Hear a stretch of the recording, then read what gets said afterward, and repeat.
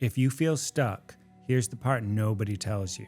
The gap between who you are and who you want to be is mostly perception, because no amount of pleasure, success, or achievement guarantees happiness.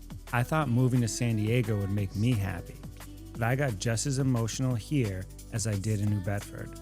Why? Because the only thing that can make you happy is your state of mind. All day long, your brain generates thoughts, images, memories, predictions, a constant stream of mental noise. Some of it pulls you into the past. Some of it scares you about the future. None of it asks for your permission. So here's the paradox. You can have a loving partner, famous friends, be an expert in your industry, and live with a beautiful view, and still feel unhappy if you're lost in thought. When you're trapped inside the movie playing in your head, the world outside can't reach you. That's why fulfilling every desire doesn't work. Even the VIP access fails when the show ends. So what does create happiness? Your perception of reality, the way you interpret what happens to you, the quality of attention you bring to your own life. Because everything feels different when you're actually present for it. Relationships matter. Goals matter, experiences matter, but your perception, that's what decides whether any of this feels meaningful. So what do I mean by perception? It's the lens you experience the world through.